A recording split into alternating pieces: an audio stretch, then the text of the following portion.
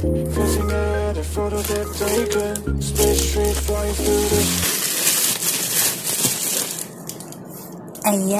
ito na ang ating Olay. Mga in-order natin sa Olay ng ating facial wash. Mayroon tayong dalawang facial wash. Bali, ito 216 ko na lang siya nakuha from 300 plus. And ito namang isa ay 210 ko na lang siya nakuha from 235 yata to, original price. And this one, yung Olay water, Olay White Radiance. Ayan, essence. Nahanap ko sana yung toner nila, kaya lang walang available na toner. So, ito na lang yung kinuha ko. From 100,000 plus to yata. Nakuha ko na lang siya ng 839. And also this one. Ito bago tong, ng Olay. Ngayon ko pa lang to ita-try. Itong kanilang Zero White Radiance. And Super Zero with vitamin C daw siya. And so, from 2,000 plus, 1,486 yata, ako na lang nakuha itong dalawang to. Kaya, itong combo na, or duo na ang kinuha ko. Matagal naman ang kanyang expiration. So, 2023 pa. Try ko to kung okay. Itong Olay Serum. And then, meron pa siyang freebies. Ito, hindi ko alam kung paano to gamitin. Para sa mukha yata to. So, tingnan ko pa kung paano ito gamitin. And this one, meron din siyang free 300 ml na Body Science na cream body wash. Ayan. So, sulit na sulit yung ating pagbili sa Olay kasi natsyempohan natin yung sale nila sa Lazada. So, link down below. Lalagay ko yung link sa description box kung saan nyo mabibili yung original ng mga Olay products. Ayan. Tama-tama, naubusan na ako nito, gagamitin ko na siya. Ayan, mga besties, since na-curious ako kung paano gamitin itong Olay 1 na nakuha natin free sa ating mga Olay purchases. So, let's try this. So, nung naghahanap ako kung paano ito gamitin sa YouTube, wala ako masyadong makita mga video. Meron ng mga ilang video na napanood ko and sabi doon, ginagamit pala ito kasama nung parang Magni Mask Infusion. So, starter kit includes rejuvenating mask and magnetic infuser. So, doon pala ito ginagamit. Ayan, ito siya. So, since wala naman ako niyan, dahil di man ako nag-purchase niyan, gamitin na lang try na lang natin itong gamitin sa ating bagong biling Niacinamide Super Zero with vitamin C.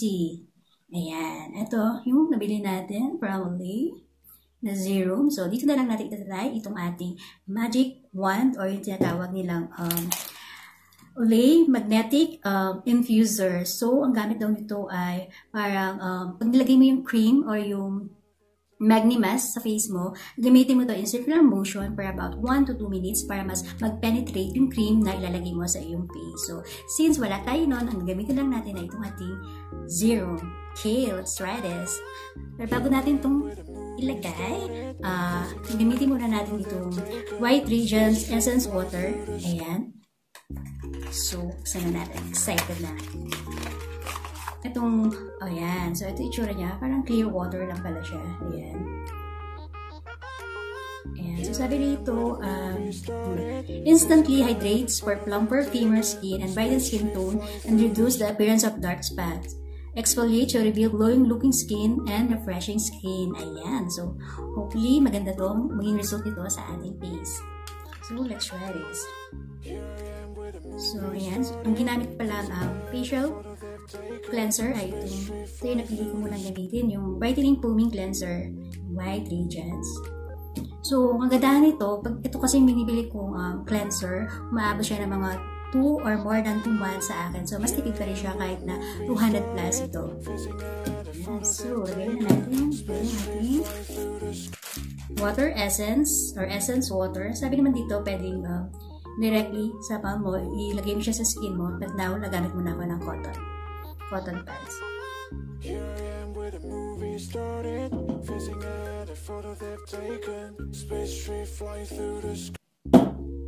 Nag-try kasi ako last time ng ibang facial cleanser dahil naubos nga yung Olay ko. Kaya lang feeling ko mas mahal ako doon dahil 100 plus siya pero 50 gram lang siya. Unlike this, 100 gram na itong Olay na to and gagamit siya na more than 2 months. Pansin ko yung paggamit ko doon sa sinubukan ko facial cleanser, parang wala pa siyang 1 month, ubus na. So hindi siya matipid kaya nag-decide ako na bumili na lang ulit nitong Olay facial cleanser. Ayan. So after natin siya malagay, make sure na malinis yung kamay nyo. Ayan, medyo nag-freak out ako kasi medyo stress tayo yung mga nakalaang araw. Okay, so try naman natin itong Olay White Radiant Super Serum Vitamin C. May niacinamide daw siya. Ayan. So, use to pump twice a day after cleansing and toning and before moisturizer. Okay. So, apply evenly on face until the serum is absorbed. So, ang ganda ng lalagyan niya. Very classy. Glass siya. So, ano ba to? Ayan, okay.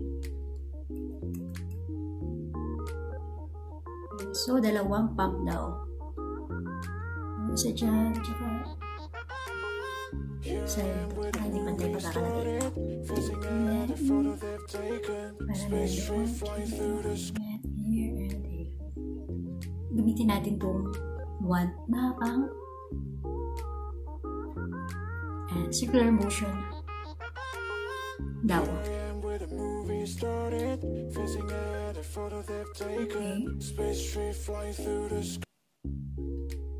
Yeah, so yeah.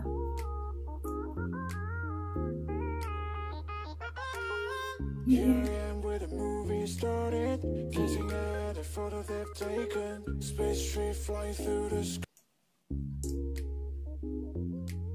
Two minutes? Parang tagal ng 2 minutes ah.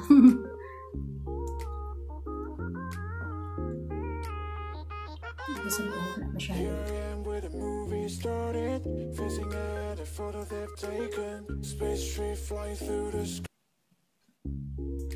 Pag tinagalan ko, parang hindi init siya sa face ko kapag ginaganto ko.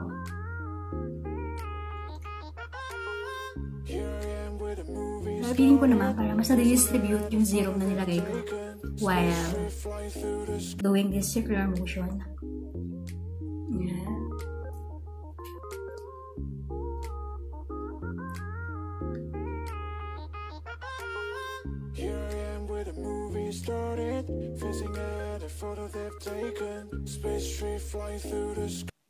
Ayan.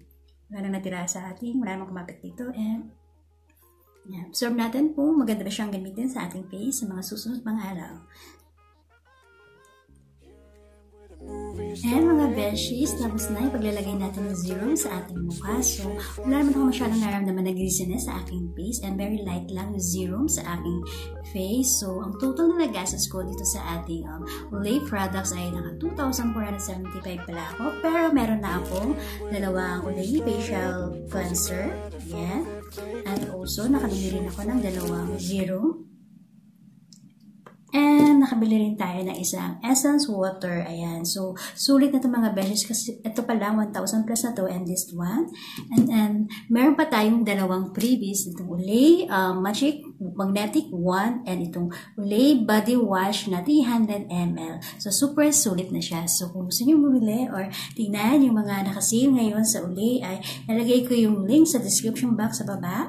And ang bilis din ang delivery nila. Kahapon ko lang to in order. Kanina dumating na rito yung Lazada sa amin. Ayan. So, thank you, beshies, for watching. And please don't forget to like, share, and subscribe. And also, please click the bell button para updated ka sa mga susunod na uploads ko.